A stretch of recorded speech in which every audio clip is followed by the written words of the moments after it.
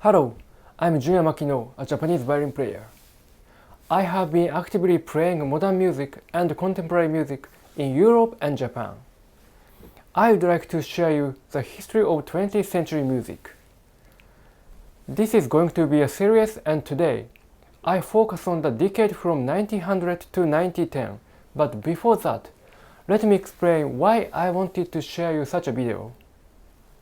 In the past, I received a lot of opinions and impressions about modern music and contemporary music.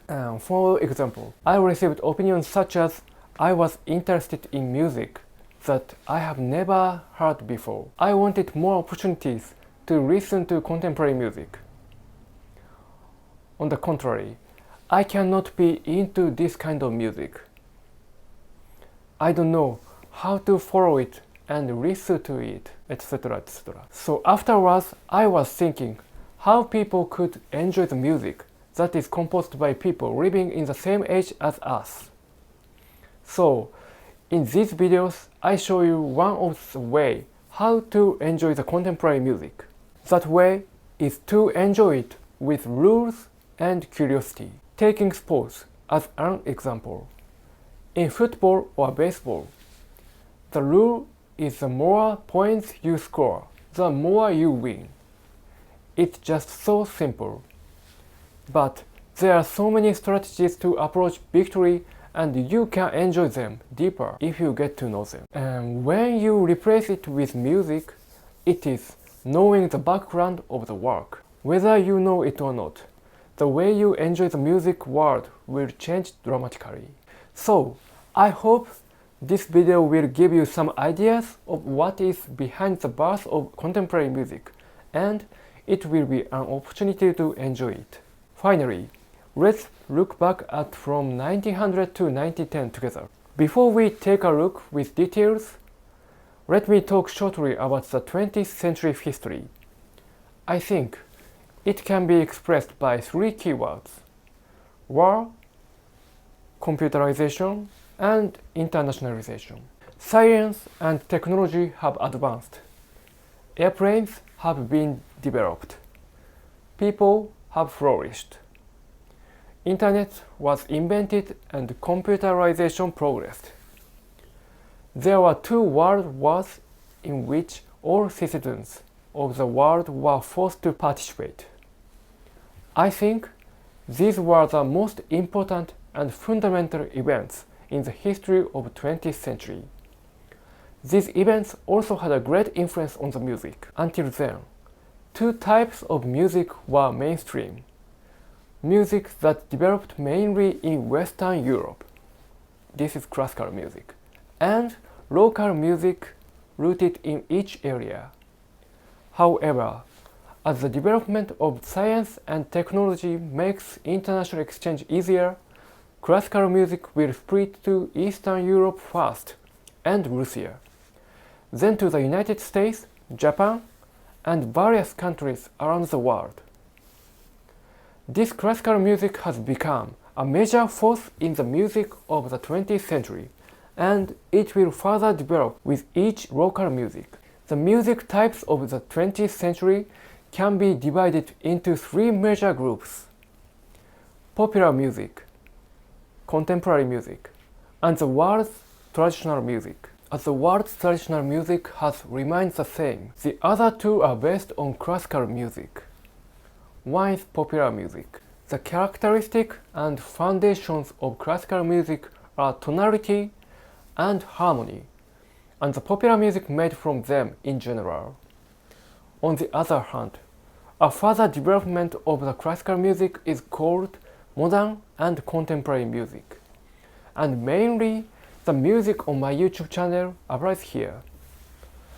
In this series, 20th century music history, we are focusing how this Western Europe music developed in 100 years. So let's take a look. These things were happened from 1900 to 1910. In 1900, the World Expo in Paris was held. Well, actually the first expo was held in 1851, and by 1900 it had been held 4 times in Paris already. Japan also participated for the first time in 1867, and from then the Japanese culture, Japanese, spread widely. These international exchanges provided many people with an opportunity to learn about culture, art, and music that they had never touched before. At the end of the 19th century, music with a completely different tendency than before was born. That music is called Impressionism. Originally, this word was born after Claude Monet's work Impression Sunrise, and then it was devoted to the music world. Impressionist music is, too simply put, a feeling of music like these pictures. It is a music that directly expresses the image of nature and the outside world using sound. Debussy and Ravel are typical. For example, the piano piece Judo by Ravel in 1991 shows the movement and appearance of beautiful water like a controlled fountain, and the suite Estampes, composed by Debussy in 1903, has titles such as Pagodas and Gardens in the Rain attached to each piece, and Debussy himself said, "I imaged the world." In response to this Impressionism, music that expresses the inner feeling of human beings, which are usually hidden from the public, such as the anger that you cannot express with some words, is called Expressionism. It is a further development of the end of the Romantic era. The follow-up to here is Romanticism, Impressionism, Expressionism. So, Romanticism emphasized the emotions inherent in human nature and expressed it in the form of admiration for fantasy, dreamy, and idyllic world. Impressionism, on the other hand, expressed the natural image of nature and the real world. From the artificial things called emotion, the opposite nature is drawn. Then, in response to that reaction, the desire to cherish human emotions and the magnificent stories heightened it, and it shifts to Expressionism that expressed moody emotions. European art is constantly moving between artificial and natural. So, what does this expressionist music look like? First of all, please see these pictures. I think these paintings are completely different from Monet's works. These are works drawn as human emotions go deep within. Expressionist music is a world of chaos like these paintings. The representative composers of this expressionism are Schoenberg, Weber, and Berg, who are called the second Viennese school. Since it is new, there is old school.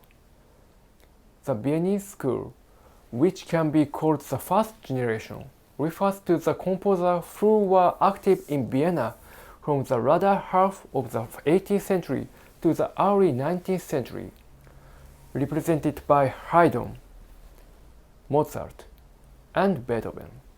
The musicians of the second Viennese school are, so to speak, second generation.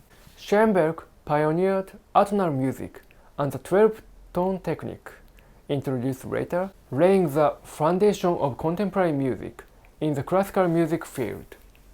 This atonal music is a music that has evolved from the classical vocabulary, and this music has truly revolutionized the history of Western music. Until then, classical music has been supported by tonality and functional harmony for almost 300 years. Since the 17th century, it collapses here. Why did Schoenberg have to create a new world until it collapses in this completed tonal world? There are several reasons, of course. For example, the World War I started soon. and people lived in quite unstable situation. But here I would like to focus on the private tragedy that Schoenberg himself had.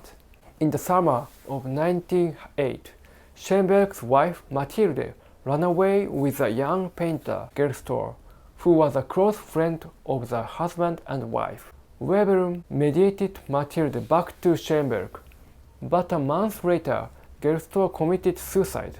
This tragedy hurt Schoenberg deeply, and two songs and String Quartet No. 2 were completed shortly thereafter.